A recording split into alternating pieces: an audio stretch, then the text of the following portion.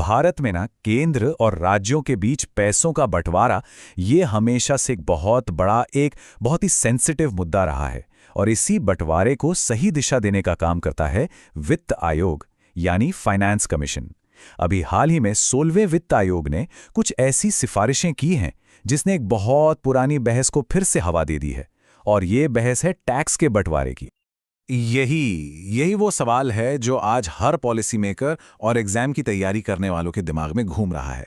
दक्षिण भारत के राज्यों की ना हमेशा से ये शिकायत रही है कि देश की तिजोरी में उनका योगदान तो बहुत ज्यादा है, लेकिन जब फंड्स बांटने की बारी आती है तो उनके हिस्से में उतना नहीं आता।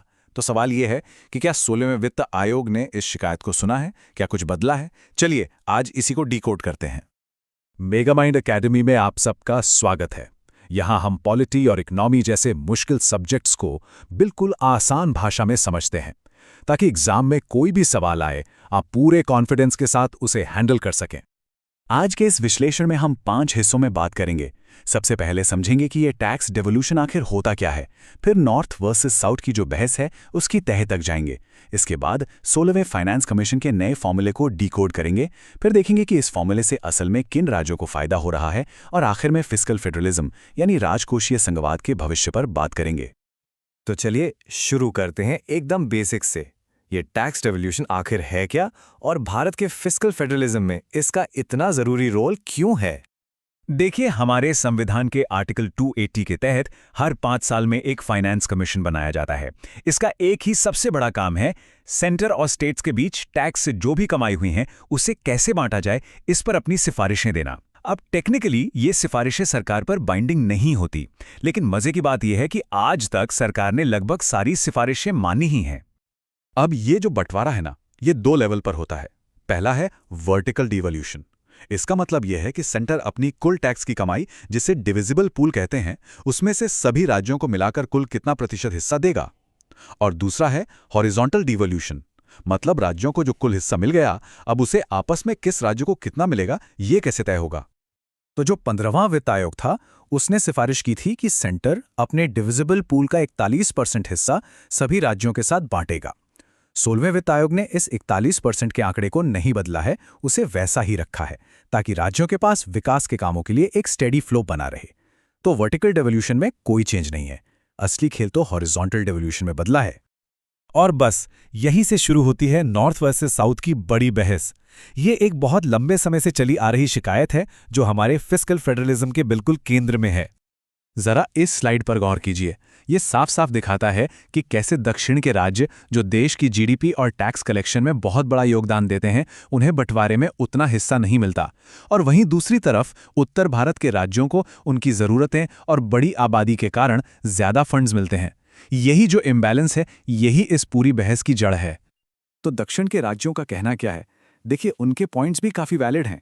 वो कहते हैं कि वो नेशनल टैक्स में ज़्यादा कंट्रीब्यूट करते हैं, उन्होंने पॉपुलेशन कंट्रोल जैसे नेशनल गोल्स पर बहुत अच्छा काम किया है, तो उन्हें इसकी सज़ा क्यों दी जा रही है? उनका इंडस्ट्रियल डेवलपमेंट और इकोनॉमिक ग्रोथ कहीं बेहतर है।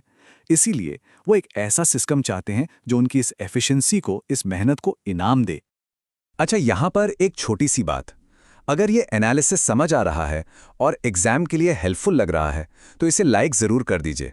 इससे हमें ऐसा ही एग्जाम फोकस्ड कंटेंट बनाने के लिए और मोटिवेशन मिलता है। तो अब इस पूरी जटिल बहस को सुलझाने की जिम्मेदारी आई 16वें वित्त आयोग पर, जिसके अध्यक्ष हैं अरविंद पनगड़िया। तो आइए देखते हैं कि इस फिस्कल कॉन्फ्लिक्ट को हल करने के लिए उन्होंने क्या फॉर्मूला दिया है। सबसे पहले टाइमलाइन समझ लेते हैं। इस कमीशन का गठन 31 दिसंबर 2023 को हुआ। इसे अक्टूबर 2025 तक अपनी रिपोर्ट राष्ट्रपति को सौंपनी है, और इसकी सिफारिशें 1 अप्रैल 2026 से लेकर अगले 5 साल यानी 31 मार्च 2031 तक लागू रहेंगी। ऑल राइट, ये स्लाइड इस पूरे डिस्कशन का हार्ट है, तो इसे जरा ध्यान से समझते हैं। देखिए, इनकम डिस्टेंस, जिसका सीधा सा मतलब है कि सबसे अमीर राज्य से कोई राज्य कितना गरीब है, उसका वेटेज 45% से घटाकर 42.5% कर दिया गया है। एरिया का वेटेज 15 से घटाकर 10% कर दिया। डेमोग्राफिक परफॉर्मेंस, जो असल में पॉपुलेशन कंट्रोल करने वाले राज्यों को रिवॉर्ड देता है, उसका वेटेज भी 12.5% से घटाकर 10% कर दिया गया है। लेकिन सबसे बड़े गेम चेंजिंग बदलाव 2 हैं। पहला, 2.5% का टैक्स एफर्ट का क्राइटेरिया पूरी तरह हटा दिया गया है, और दूसरा, उसकी जगह जीडीपी कंट्रीब्यूशन का एक बिल्कुल नया क्राइटेरिया जोड़ा गया है और उसे सीधा सीधा 10% का वेटेज दिया गया है। तो ये नया जीडीपी कंट्रीब्यूशन क्राइटेरिया है क्या भला? ये असल में उन राज्यों को इनाम देने का एक तरीका है जो देश की अर्थव्यवस्था और जीडीपी में ज्यादा योगदान देते हैं। इसका मकसद इकोनॉमिक एफिशिएंसी को बढ़ावा देना है और राज्यों के बीच एक हेल्दी कंपटीशन की भावना पैदा करना है। ये सीधे सीधे दक्षिण के राज्यों की जो मांग थी उसको एड्रेस करता है। तो ठीक है, फॉर्मूला तो बदल गया, लेकिन इसका जमीन पर असर क्या हुआ? चलिए अब इसके प्रैक्टिकल रिजल्ट्स देखते हैं कि हिस्सेदारी के मामले में कौन से राज्य फायदे में हैं और कौन से नहीं। और जैसा कि एक्सपेक्टेड था, इस बदलाव का सीधा फायदा दक्षिण भारत के राज्यों को मिला है। आप खुद देख सकते हैं, कर्नाटक की हिस्सेदारी 3.64% से बढ़कर 4.13% हो गई है। केरल का शेयर 1.92% से बढ़कर 2.38% हो गया है। आंध्र प्रदेश, तमिलनाडु और तेलंगाना, इन सब के हिस्से में भी बढ़ोतरी हुई है। ये आंकड़े दिखाते हैं कि जीडीपी कंट्रीब्यूशन को शामिल करने का कितना बड़ा और सीधा असर हुआ है। वहीं दूसरी तरफ उत्तर भारत के राज्य जैसे उत्तर प्रदेश और बिहार, उनके प्रतिशत हिस्से में एक मामूली सी गिरावट आई है। उत्तर प्रदेश का शेयर 17.939% से घटकर 17.619% हो गया है। लेकिन यह समझना बहुत जरूरी है कि परसेंटेज में इस मामूली गिरावट के बावजूद ज्यादा जनसंख्या और इनकम गैप जैसे क्राइटेरिया की वजह से कुल पैसों के मामले में ये राज्य अभी भी लिस्ट में सबसे ऊपर हैं। चलिए अब अंत में ये समझते हैं कि 16वें वित्त आयोग की इन सिफारिशों का हमारे फिस्कल फेडरलिज्म के भविष्य के लिए क्या मतलब है और आगे की राह क्या हो सकती है। एक और बहुत बड़ी सिफारिश जो सामने आ रही है वो है सेस और सरचार्ज को लेकर। देखिए, ये ऐसे टैक्सेस होते हैं जो सेंटर लगाता है और इसे राज्यों के साथ बांटना उसके लिए ज़रूरी नहीं होता। आयोग ने एक महासमझौते का सुझाव दिया है कि क्यों ना इन्हें भी रेगुलर टैक्सेस में मिला दिया जाए। इससे होगा ये कि डिविजिबल पूल का साइज बढ़ जाएगा और भले ही राज्यों का प्रतिशत शेयर कम हो, उनको मिलने वाली कुल रकम बढ़ जाएगी और सबसे बड़ी बात, इससे पूरे सिस्टम में ट्रांसपेरेंसी भी आएगी। तो चलिए फटाफट से रिवाइज कर लेते हैं कि हमने क्या क्या मेन पॉइंट्स देखे। पहला, 41% वर्टिकल शेयर पर स्थिरता बनी हुई है। दूसरा, जीडीपी कंट्रीब्यूशन पर नए फोकस के साथ एफिशिएंसी को रिवॉर्ड दिया गया है। तीसरा, सेस और सरचार्ज पर एक बड़े सुधार की नींव रखी गई है।